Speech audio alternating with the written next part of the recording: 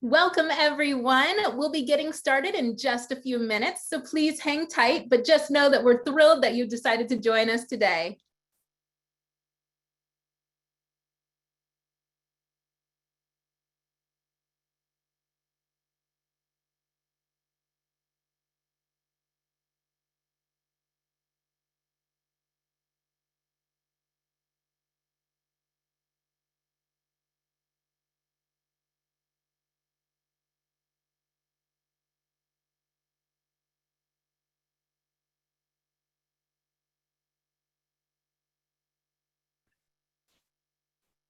Welcome, everyone.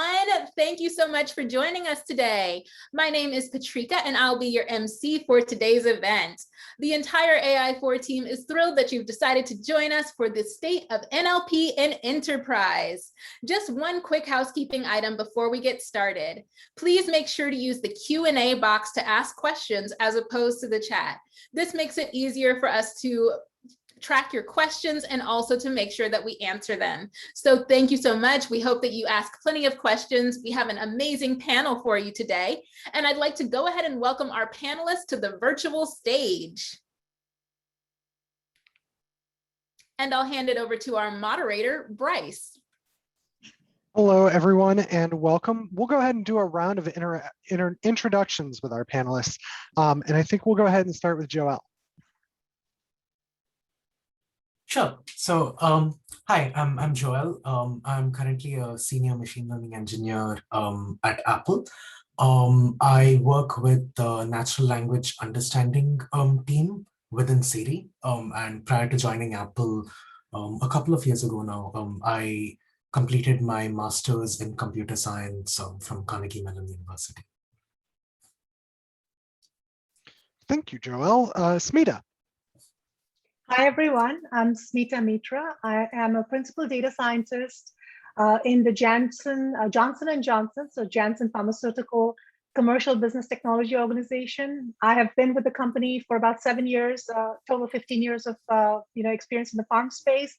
The group I'm in does a lot of very interesting work in the data science space, supporting the commercial business. So happy to be part of this panel. Javed. I think I was on mute. Thank you. Glad to be here with everyone. I'm Javed. I'm with Metis. We do training in machine learning and machine learning implementation. And one of the areas that we do some training in is natural language processing.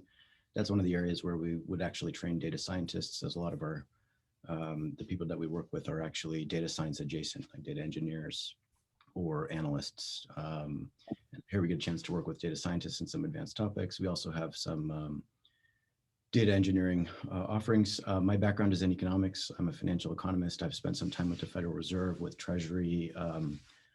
I've been a faculty at Johns Hopkins, teaching financial markets, and I've managed a team of economists and data scientists at Amazon, doing forecasting, retail business, among a number of other applications. So come from the econ background, but I've seen a lot of stuff in data science, and I think that NLP is increasingly being used a lot in econ and finance. Great. Roopal. Hi, everyone. Thank you for having me. Hi, everyone. I'm Roopal. I work as a senior software engineer for Google, mainly working on web content understanding. Prior to joining Google, I completed my master's in computer science from the University of Southern California, and worked for a couple of startups in LA before joining Google about 3 years ago. Glad to be here. Thanks, everyone. My name is Bryce. I'm joining us from CNN today. My background is actually primarily linguistics. I was trained as a semiotician early on in quantitative methods, and then also doing some computational research in communications and mass media. My career, I've bounced around a couple of different industries, but really focused on building NLP solutions for both front of house or direct consumer, and then back of house for analytics and insights. So I'm really excited to share some of those insights with you as we move forward. So I guess we'll go ahead and start diving into questions here. We'll see that first question pop up. So this is the one we all want to start with. So thinking about your backgrounds, panelists, how are different organizations using NLP across the spectrum from things that consumers see to things that consumers don't see? So let's go ahead and start with Roopal for this one. Oh, well, I think it's really up to the creativity of people. There's literally no limit saying how you can use NLP in organizations. I've seen NLP being used in like traditional classification, content understanding, summarization, question answering kind of a setting, to people getting very creative, to finding like creative ways to even augment their image or say video data with NLP. So the downstream application might not really be NLP, but to do like targeted data collection on like how do you find images about X. So maybe look up the text. If it's talking about X, likely the image is talking about X. So you can up your positive sample rate. So I would say like there's literally no saying what it can be used for. The biggest I would say is probably ads in terms of like revenue for companies. But yeah, I think I'll like to hear from everyone else what they think about it as well. How about you, Smita? Where are places you're seeing NLP used at Janssen? So at Janssen, I think it's used across the company, all the way from research and development into the commercial space. Broadly, it's of course to get insights from textual content, and the textual content could range from patient health related data, for on a disease, registries, clinical trials, physicians' notes that are there in the electronic health records. There's text everywhere. Survey data in the commercial space. There's voice of customer, things coming in from the salespeople that's in the CRM system. So those are all of the data that we mine to get actionable insights from. But what we do, how we use it, various different ways. Surgically, to extract exactly what we're looking for, if you know what you're looking for. Sometimes you don't, and you want to explore the data, right? So that would be various classification types of things, classifying, to get a major overview of the big picture of a lot of different texts, to get, to look at the major classes, to look at trends, to look at emerging signals. So classification is big. Creating ontologies, that's something that we are beginning to see being done. So basically using things like word embedding to create ontologies, sentiment analysis, machine translation from one language to the other. And a big one is creation of more structured data from unstructured text to be used downstream for other applications. So creation of categorical variables. Yeah, so it's used and I agree with Roopal, it's really creativity, how you want to use it. It could be used in so many different ways, but yeah, those are some of the major ways that Janssen is using it. Great.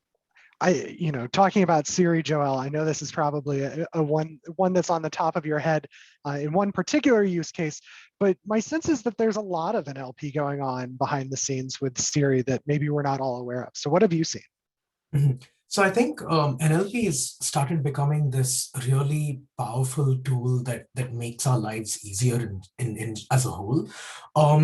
So I think one example of where it's being used a lot in the industry that might not always be apparent to everyone is behind the scenes. There's a lot of perception about how the public reacts to something, like sentiment analysis.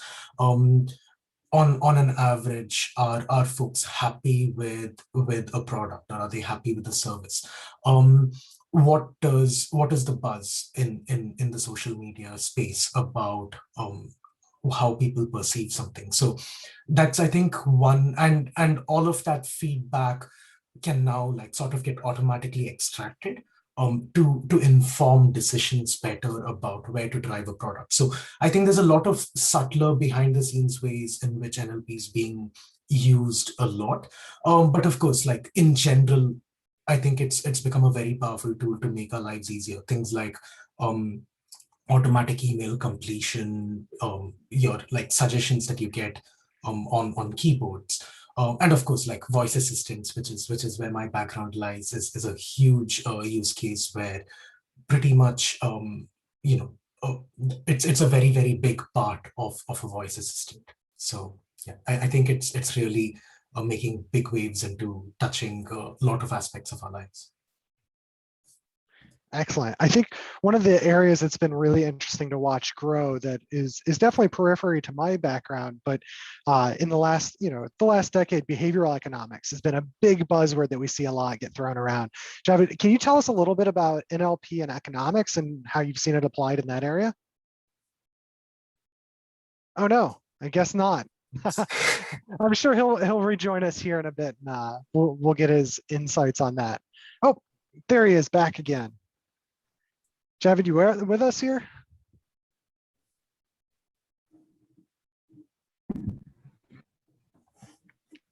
We'll come back to that question with him here in a few minutes. So, I didn't hear. Sorry, I think my Zoom blipped a little bit, and I missed the question. If you could, would you mind repeating? Yeah, no worries. I was wondering if you could tell us a little bit about how NLP is popping up in fields like behavioral economics and applied economics.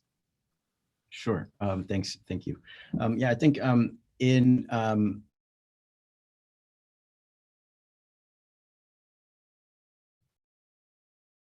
so when it comes up in economics, and then one type of economics that you could do is behavioral. There may be some different application, but essentially there are a lot of ways. So most of the things that I see are more in the finance domain. So one of the things that's common is scanning documents, reading documents, extracting data from public sources. So one of the use cases for NLP, maybe you have a number of documents in-house and you want to extract insight from them, and then use data, and you want to bring in insight from external data. And there things are usually challenging because there's not really a constraint on the amount of the external data.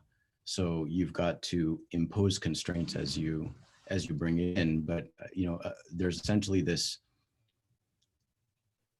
task of bringing in new insight from some external source, which is important in economics, it's important in finance, et cetera.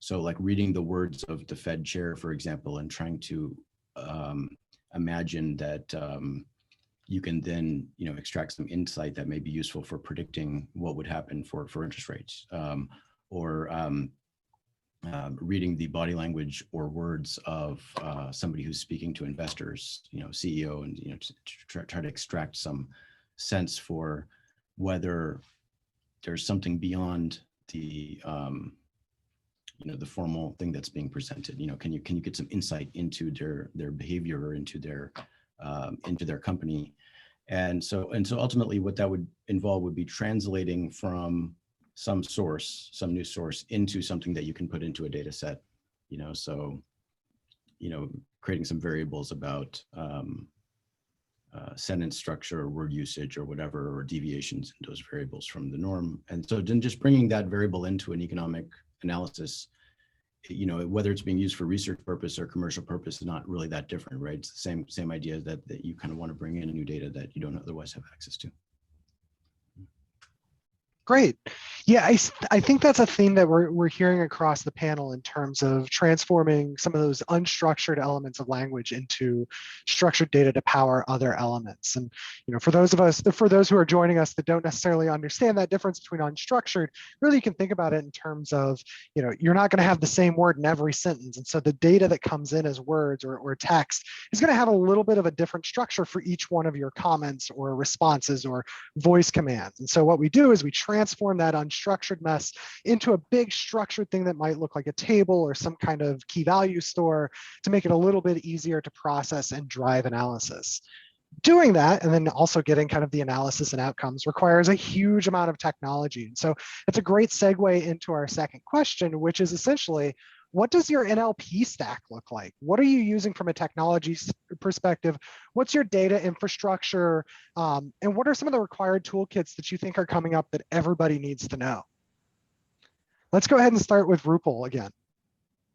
I think, again, here for this question, it really depends, like what volume of data you're working with, what exactly is your intention to do with the data. There is, I would say, some broad categories of toolkits that you need.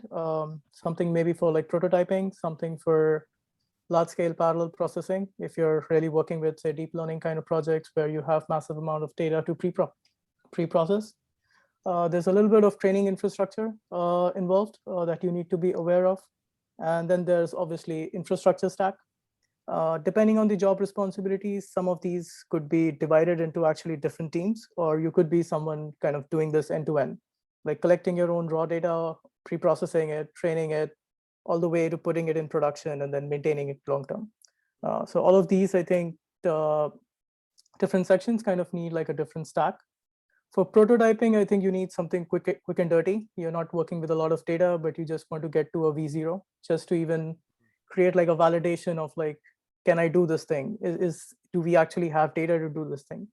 For that, I think people generally tend to use like Jupyter or like Colabs, basically, that you can connect to a remote kernel and basically get your hands dirty with data. For large scale data processing, you need some kind of like a distributed processing system. So like I think Spark, or traditionally what used to be like Hadoop kind of processing. Basically any MapReduce kind of a system that can do like distributed processing.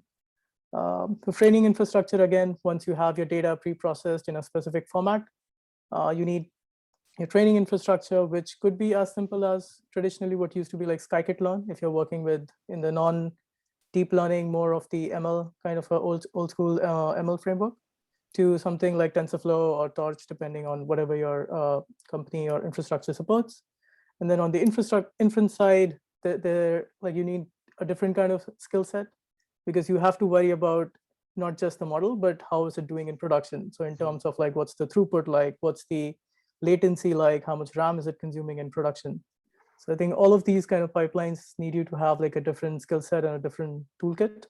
The serving infrastructure, depending on the inference and the throughput requirements, could be like written in low level like C++, or could even be Python if it works for you. So yeah, that's my take on that. Glad to hear what the panel thinks about it. Joel, what do you think? What's your stack look like? Yeah, I think Roopal described a lot of a lot of the trends that are sort of common, especially if you're working with very large amounts of data. I think increasingly we've been seeing a lot of the prototyping frameworks. So I think PyTorch and TensorFlow, Python with PyTorch and TensorFlow are a really big part of everything that we use in deep learning.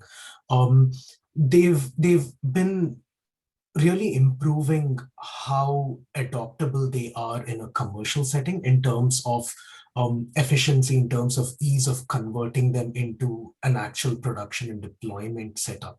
And I think that's, if I were to think about what the state was just 5 years ago, it would have probably been next to impossible to deploy a TensorFlow model as is. It would have required a lot of work around it to just put that into production. But now, I think both as a combination of how the frameworks have evolved, as well as how people have built, or rather companies and people have built infrastructure around those frameworks, I think that's becoming increasingly easy to do. So that's really helped in terms of the ease of deploying models.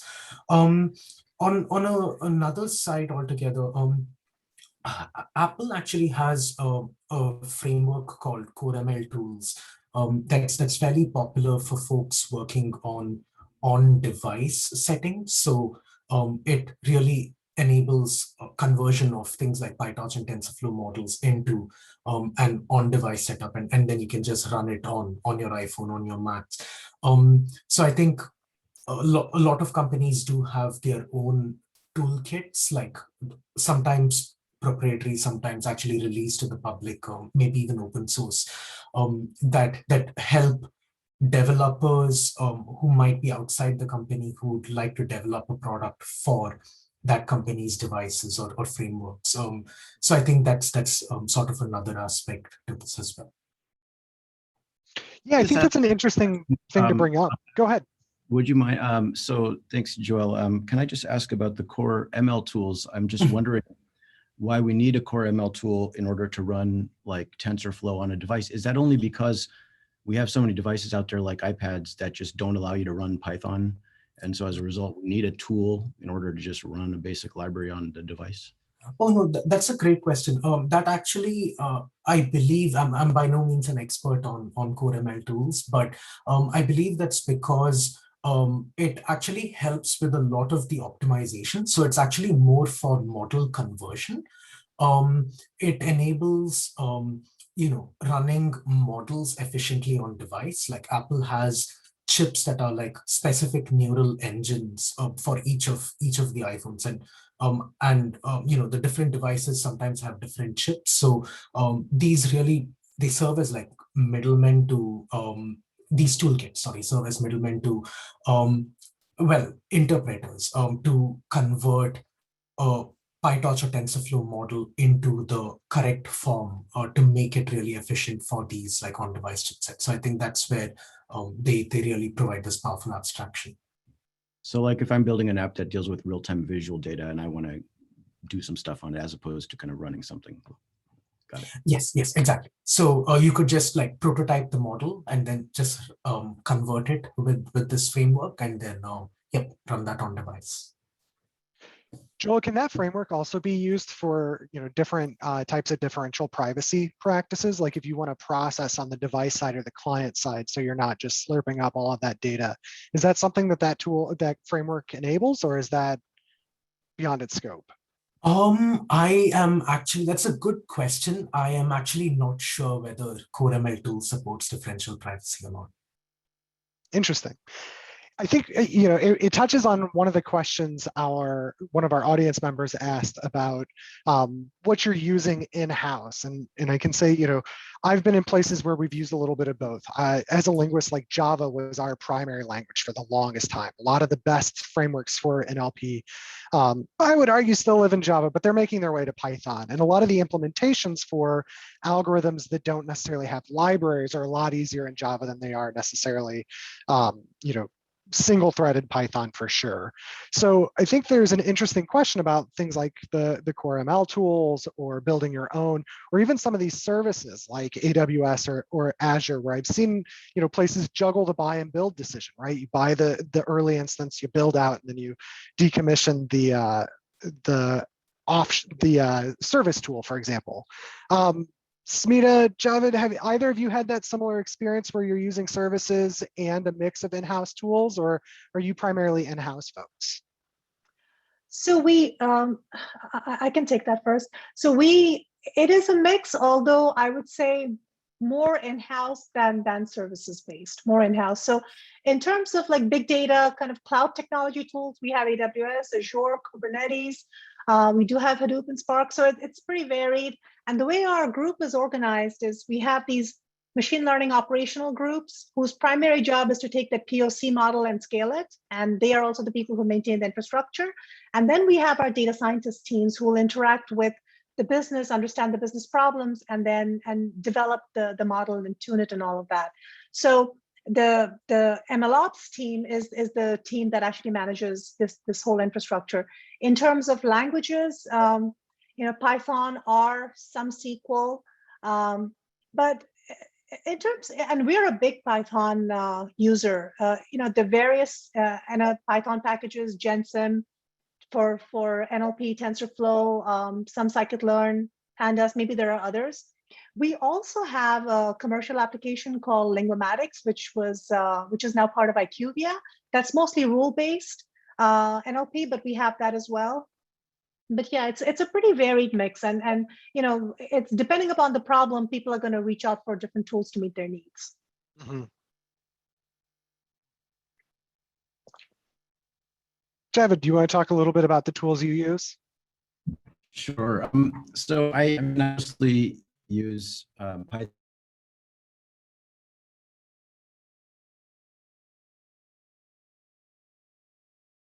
It looks like we may have lost Javed again here. Oh, now he's back. Can you hear me? Hello? Yep. Sorry about that. So I was going to say that, I mostly use Python, just to comment about the stack, because we work a lot with instances where people have different tech stacks. And so kind of what's common among people and for using NLP versus data science. I mean, let's assume that everybody has all the standard packages and data science and open source stuff, and then kind of what can we do, or what do we need? And then again, I think as may have been Roopal mentioned, that there are so many use cases in MLP that there's such a breadth of things that we're doing. But I would like to shout out a couple of things. So one is Tesseract for OCR, which is from Roopal's company, and is a great tool if you just want to off-the-shelf OCR tool, and you can use PyTesseract and do that in Python. I think that the Jensen tool that Smita mentioned is also very good, and there are a number of off-the-shelf type of tools, like that you can use so that you don't have to kind of reinvent the wheel, like a WaveNet and these kind of things. And it just depends on the application. If you're just doing simple topic modeling, you may not need Torch, for example. And if you're doing sequence or prediction, then you're going to need some of those more advanced things. It just kind of depends on the application. I think NLP applications are characterized by a lot of sparse matrices, and so tools that are optimized for working with sparse matrices and those type of vectorized operations are usually preferred. That makes total sense. I think what all of this is leading us to that I think is really interesting is we spend a lot of time talking about all the technologies we need to stand up NLP, and then we have to do the really hard work of proving out the value of NLP, right? So that kind of leads us into our next question, which is what challenges do organizations encounter when they're implementing NLP or when they're trying to use it in an enterprise setting? So, just to kind of kick it off and provide that provocative thought, one of the challenges I see a lot in NLP, for especially on the analytics side of the house, is it's used a lot for vanity metrics. And these are metrics that you can't really drive a lot of business decisions off of, but they're really important to know, right? Like their social media sentiment, perhaps, or their some type of how many times somebody has mentioned your brand name somewhere, things like those that are really hard to prove the value on. On the other side, you see some really great value proofs through being able to process, say, App Store reviews. You can use that to prioritize your tech backlog and bug fixes. Things like that are really high value in NLP. But we've got to balance that with some of those vanity metrics that we see, whether it's in terms of named entity recognition or something else. And I think the stakes beyond just like, oh, did we waste a little bit of money, are actually a lot bigger when we start to talk about the deep learning stack for NLP, because it causes such a huge carbon footprint when you start using some of these giant chunky BERT models. So I just want to kind of lay that framework there to provoke the answers to the questions bouncing around all of you panelists and see how you're thinking about value and impact and enterprise applications. So why don't we start with you, Smita, on this one? Yeah, so I guess what are the challenges we face? I think an easy one, and maybe an obvious one, is that there's a lack of domain-specific data. That's for instance, one of the classification tools that we've launched for our voice of customer data, it does very well for some brands where there's a lot of data, and then the business is wondering why it doesn't do for a brand as well for a brand that has just launched, because we just don't have enough data. So there is that. But I think from a data science organization standpoint, I think the biggest challenge we have is the whole build versus buy or outsource, because what we end up doing is we have a team of people who are really excited about understanding business challenges, identifying new and varied problems, and trying to apply all of these different possibilities of tools that they have in their arsenal to solve the problem. But then and they'll maybe build a model that does well. That is a completely different type of work than taking that, scaling it, and having something work at scale and operationalizing it. And we have somewhat of a team that takes care of that, but these people who build the model have to be kind of tied into that as well to make sure that it continues to perform well. Because of the different skill set needed, they may not be, these data scientists may not be as excited to be part of that operational work, but the reality is that's where the value comes in. It's only when you're doing that year after year that you begin to see the return on investment. So those are very different types of skill set. Do you outsource some of that? How much of that do you outsource? How do we oversee that work? So that, I think, is something that we as an organization, we're still growing, we're still learning, and we're doing, I think, we're doing very well. We have models that are at scale working for multiple brands. But I think that is still something we grapple with. Business engagement is another one. In the data science organization, let's say to generate labels for data, we need some business input, we need business engagement. They have different priorities, we have different priorities. Kind of working with that. That's another, yeah, those are some of the big ones I can think of. Yeah, it sounds really familiar. As someone who's moved between building machine learning kind of product features and machine learning analytics, it almost sounds eerily similar to, analysts build these really interesting NLP models in a small subset, provide a one-time insight, and then you're ready to like actually, somebody wants to see it automated. And that's where the analysts are like, wait a second, we didn't build this for, terabytes on terabytes of throughput. We built this for 18 CSVs on my MacBook Pro, right? So I think it's interesting to hear that that's a problem for you as well in that transition to productizing. And it's not so much the problem of it not performing as much in larger scale. That even can be addressed. That's not that much of an issue. It's just the nature of the work that it is to productize something. The model is like 5% of what needs to be done to really make it work, right? And that 95%, the person who built it somewhat has to be engaged. So that dynamic is always a struggle, yeah. So that's something I presume other organizations are dealing with the same things. Yeah, I think by all the head nods as you're saying that, I think that's something we all kind of feel. So Roopal, you want to talk to that? I think Smita kind of hit the hammer on the nail.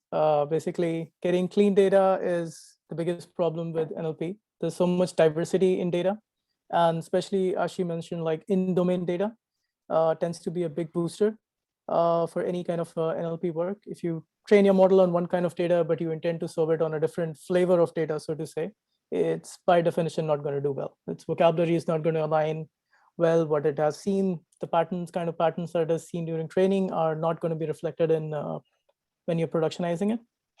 So that's kind of the crux of the problem. One other thing that I would add is like one huge problem that we see in productionizing or basically using NLP in orgs is how do you take core research to production? Because research on one side, wants to touch like the upper limits of what can potentially be done with NLP, like building larger models, building complicated architectures. It works great on a research setting. So it kind of lays the groundwork that, yes, this is potentially what can be done. And you open source that, and then people get really, really creative from it. That's where a lot of value from like research actually comes in. You lay, like people, when the BERT model was launched, it was supposed to be like, groundbreaking. It has been. And then people have taken BERT model as kind of like a baseline and created and done like wondrous things with it. And it has also laid like the foundation for next generation of models. I think for production, like the carbon footprint part that you said, I think the value kind of comes in where you have these models that are trained by, say, Google trains like a BERT model, then it creates like different variants of these models. So you have like the humongous large model, the 12-layer one, then you have like 4-layer one, or you can even have a smaller one. And then these are open sourced.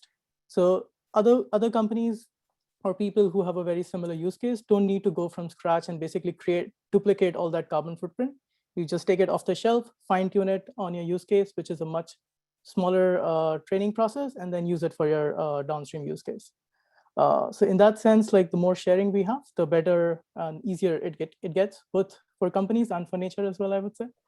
So that is another thing. But one additional thing I would say is, I think Joel might be way more familiar on this than me, is how do you productionize a lot of these like really fancy things on device?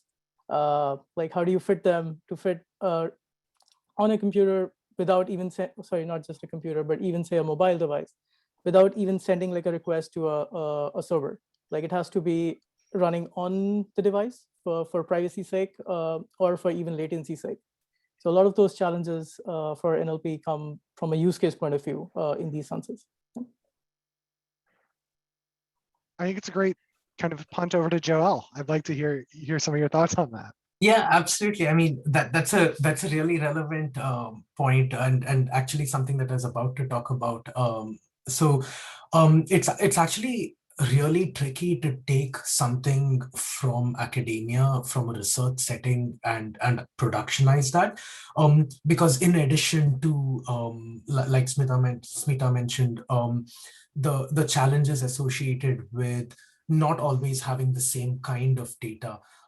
You also have, like Roopal mentioned, it's not easy to take a huge model and then like shrink that down and actually put it on a device, because even if it's not on a device, even if it resides on the server, you still need to think about the end user's latency, and that's not always something that's given a lot of thought in a research paper, and rightly so, because the objective of research is probably to advance state of the art, and then I think industry has to sort of think about how do I take that state of the art and convert it into something viable, and that's a huge challenge, because if it takes, let's say, like 100 milliseconds or 1 second for the model to run, in a research setting, it's straightforward. You just like batch it.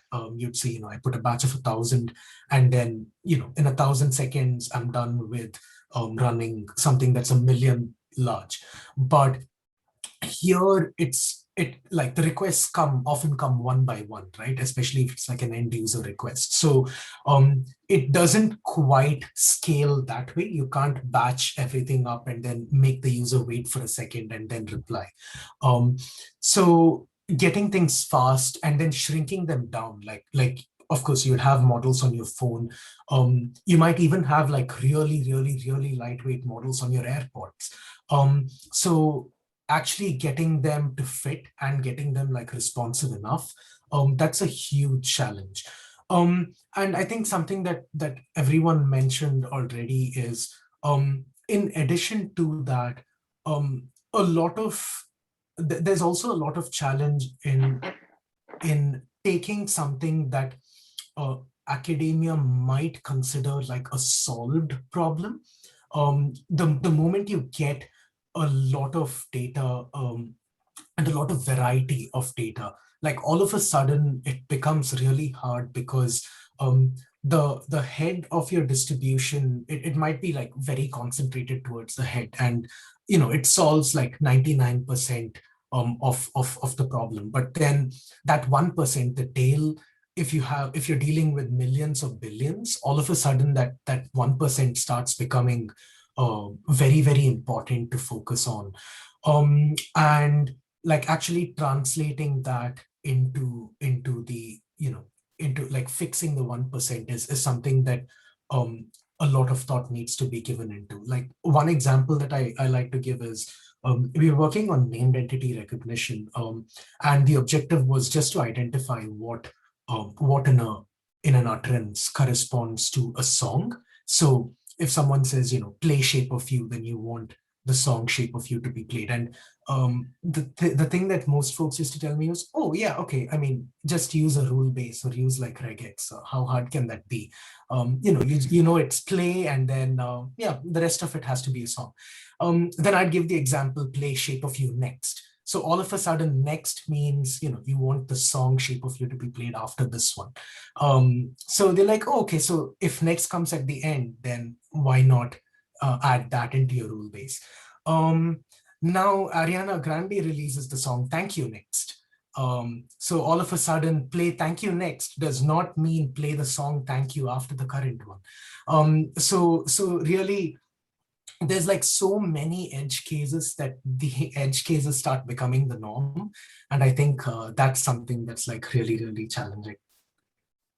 Joel, how do you correct those labeling errors? Like even if you're doing a rule-based system, how would you get to Thank You Next? That's a really good question. We actually had a paper that we just presented at NACL yesterday that goes into a fair amount of depth about how we solved this exact problem.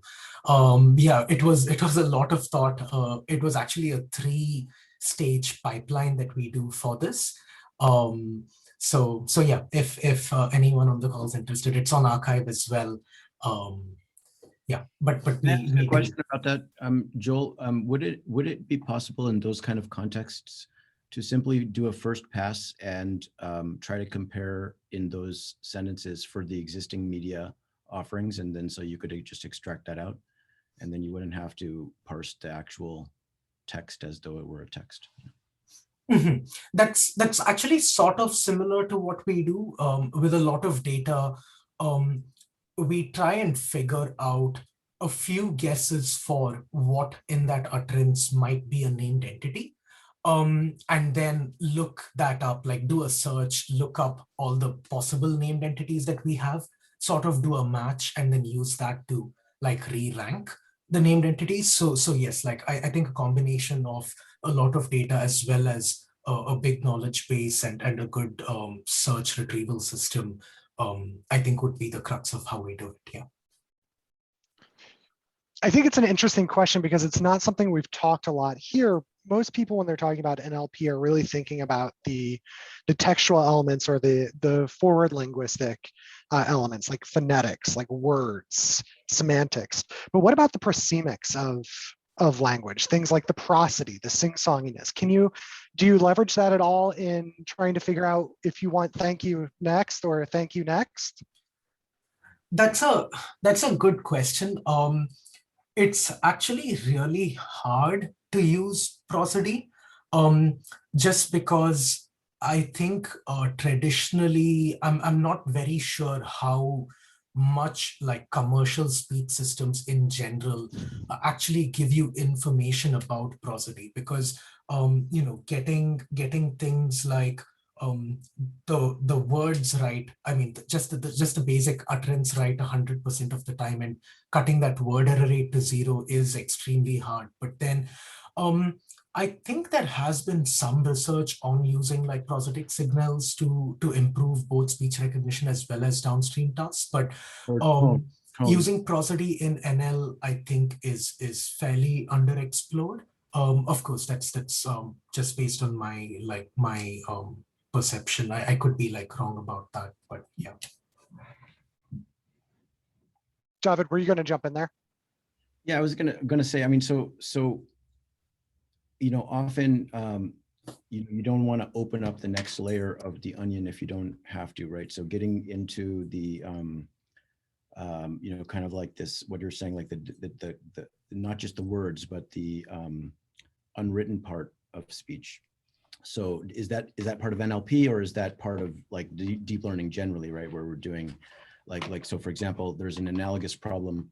If I look at somebody who's speaking at an investor conference, and I want to say something about their body language, so my variables now need to be constructed based on the distance between their various elements of their body, and then I've got to do some process and construct my variables. And there I'm also doing NLP, right? Because I'm analyzing the metadata related to speech. It's just that some of that happens to be video and some of that could be audio in the example that you're using.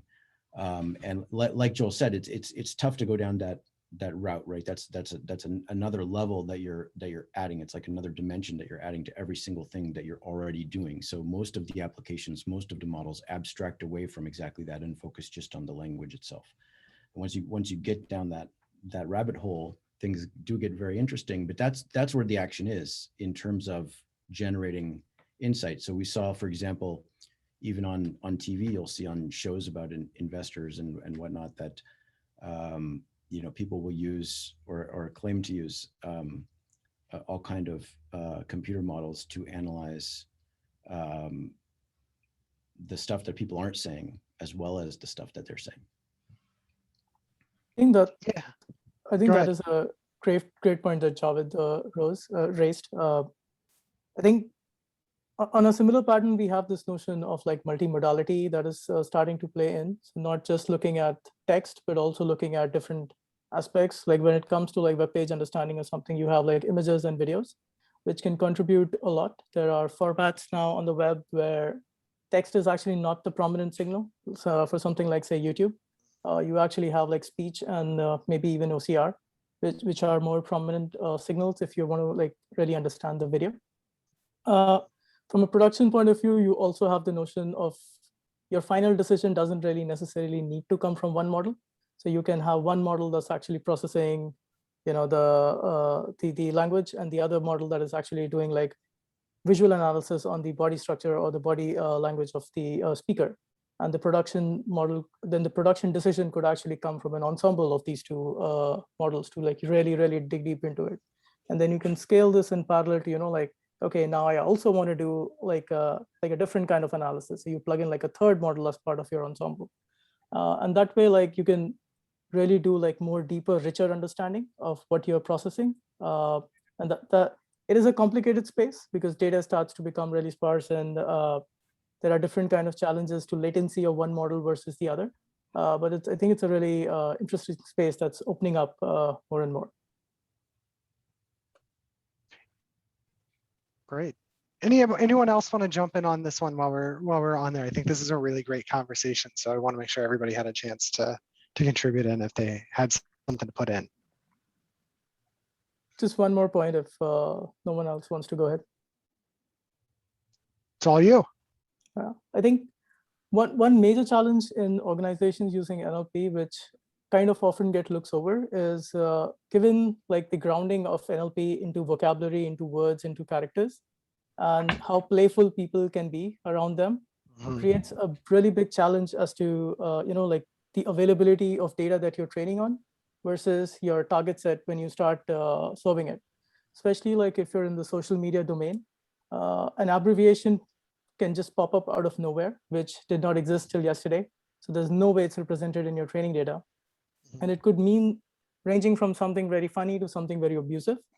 And how easy is it then for your models to adapt to it, retrain, capture this nuance, really becomes challenging.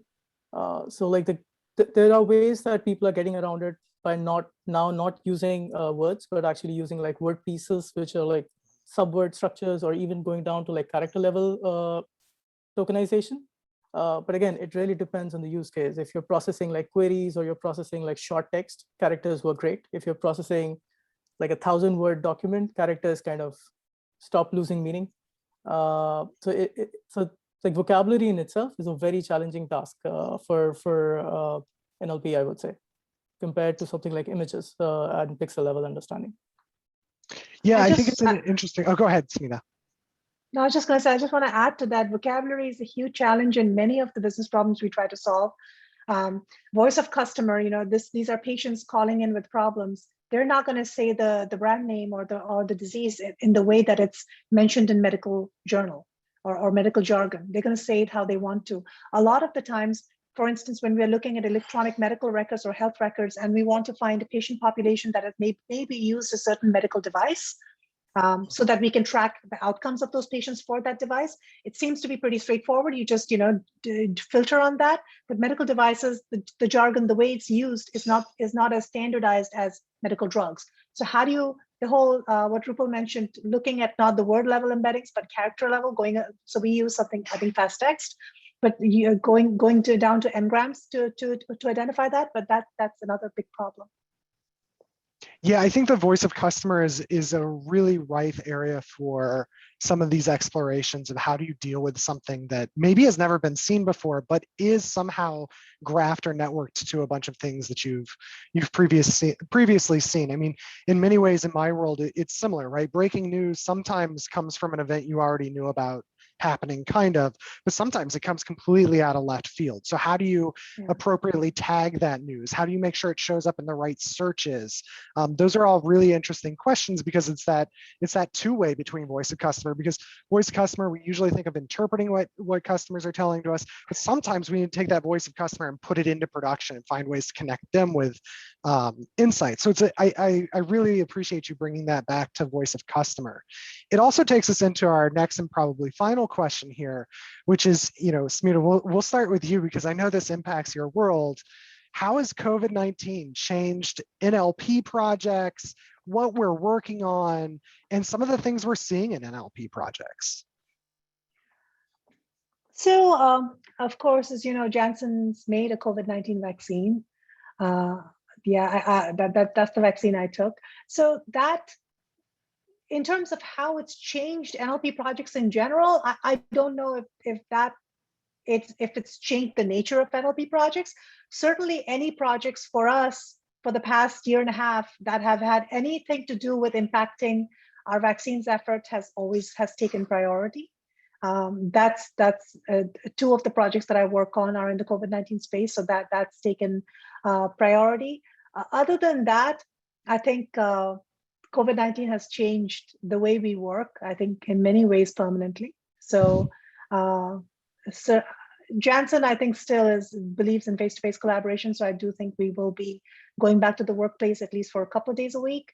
But that's definitely happened. It opens up the possibility of who we bring into our team, because that person could be working remotely and maybe that's okay. So it kind of widens our search space, so more in a general space. But I don't know, at least I can't think of any specific generalized ways that COVID-19 has changed NLP projects in general. It's just the prioritization of projects has changed a lot. If that makes sense. That makes total sense. I'm sure that it's impacted some of the economic projects that people are doing. So I'd like to hear from Javed what he's seeing in his world, and then maybe even in his orbit. Sure. I mean, there's a ton of impact for COVID all over, as I'm sure I don't have to mention.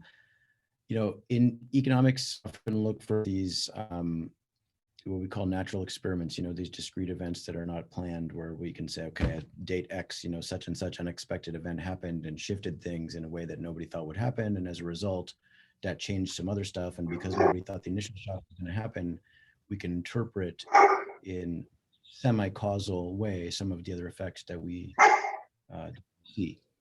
And my sense for how COVID has impacted things in NLP is not in that discrete sense, that there's not like an event study on COVID coming in and hitting NLP, but it's the same way that if you were somebody that was working on a startup that was NLP related, you're probably going to have an easier time getting funded now. That basically you've got what we call like this kind of COVID tailwind, and that COVID tailwind is coming to you because there's this major shift in behavior, which was this discrete one-time change. Okay, it was a major shift in behavior, and we've got a gradual reversal potentially. We don't know what's going to happen, but we had a major one-time shift in behavior, and that meant that the relative funding prospects for companies that were positively affected by that shift increased, and the funding prospects for those that were negatively affected by that shift decreased. So now, as those new businesses are getting funding for these new technologies, they're experiencing tailwinds. And so in the same way, I think the NLP projects are getting accelerated because all these technologies are being more emphasized, because usage of online is increased, because the data flows have increased in this post-COVID reality. So we have different paths that we're on now because of the shift, and we'd be on an entirely different path had we not had COVID emerge. But on the other hand, I don't see that the core techniques of NLP have changed because of an event in healthcare. I don't think that's typically the case. We have a new disease, we're not going to change the way we do all of our analysis. Right. I think what's interesting is what you were saying about usage increases. And so Roopal and Joel, has your scale of data increased a little bit in the last year, or did you not see that big of an explosion in how people were using various tools across your companies? Yeah, I don't. Sorry, go ahead, Roopal. Oh, no, please go ahead. Yeah, sorry. I was just going to say, I don't think there's really been any change in terms of the framework that we use, like to handle more data, for example. Like all of that was already like at scale, and I don't think any of that's changed. Really, where the biggest change has been in is I think, as Smita mentioned, how we collaborate is one big thing that's changed. And I think one of the challenges has been, especially to something that is like maybe a little research heavy or a little design heavy, whiteboarding has become really hard. Yeah. Like pre-pandemic, you could just 5 people just gather around a whiteboard, everyone just brainstorm together, and you're done in an hour and a half, 2 hours. Now that's not really easy to do. It's always a back and forth, and I know there are like interactive whiteboard tools, but they don't feel as natural. So folks just tend to have like a back and forth. I think that's something that's become really challenging. And I think the more research heavy or the more design heavy something is, the more challenging that it's COVID has made it. But then for a slightly more general perspective, I think in academia, it's been really heartening to see the whole community come together to try and tackle the problem.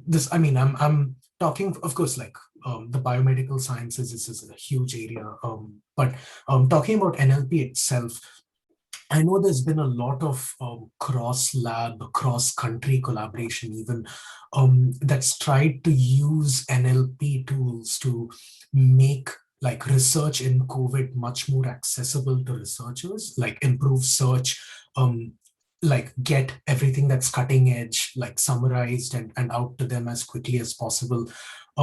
There's even been the use of ML for improved contact tracing and like risk assessment and things like that. But NLP itself has I think been a really powerful tool to help make information more accessible. So I think it's not changed the general direction of research in NLP, but there's sort of been this new, really fast-paced like micro domain that's come up about getting research available really quickly, and using NLP to facilitate that. Yeah, sorry, Roopal. That was great. One thing I would say around like NLP projects and like COVID raising kind of a new problem is like this whole misinformation space, especially as far as like interaction with users is concerned. Google primarily being, like through search or through assistant, a lot of it is like user interaction. So how do you make sure that none of these surfaces are kind of prominently showing misinformation? They're at least able to flag misinformation. There has been like kind of an increase in, people asking, does X cure COVID? Kind of a notion. So having your systems kind of be resilient and adaptive and kind of be, to some extent, say fault tolerant to like understanding what these variations can be and how do you deal with them, respond with them, and not spread misinformation has been like a huge challenge. I personally don't work on this, but I have like sister teams or like from general information, like it is a big challenge that we want to deal with. It is not an easy problem to solve because, again, NLP, vocabulary, people getting creative, there is literally no limit to how people can get creative with this. But yeah, dealing with this kind of problems has become like more prominent, and the scale at which you need to be reactive in terms of like solving these problems has kind of, the bar has risen. Yeah, we definitely feel that at CNN on the user side and reader side as well. I mean, there's a lot of work to detect, fake news, things that might be, factually fuzzy, and things like that. But there's also the inverse side of trying to calculate like a score for informedness. Like, are you providing someone with all the information they might need to understand a phenomenon they're interested in when they land on like your homepage or when you're recommending other content? So it's, I like what you're saying because it kind of answers that question that everybody has on the end. What's happening in the next 5 years of NLP? And I think that's it. I think a lot of us coming out of these big world events are going to be starting to think a lot about like our video friends, deep fake, legitimacy, fidelity of information and questions like that. So I really appreciate your answer, Roopal, on that. So it looks like we're at about time, and I think Patrika wanted to come back on and close us out. Thank you all so much. To our panelists, I'm giving you a huge virtual round of applause, and I know this audience is doing the same. And a special thank you to you, Bryce, for moderating. This has been an awesome panel, and I know this audience has really enjoyed it. To the audience, thank you for asking questions and staying engaged. We appreciate you being here, and we look forward to seeing you at future AI4 events. Thanks so much to everyone for being here today, and we'll see you soon. Have a wonderful day. Okay. Thanks, everyone. Bye. Thank you, everyone. Thank you.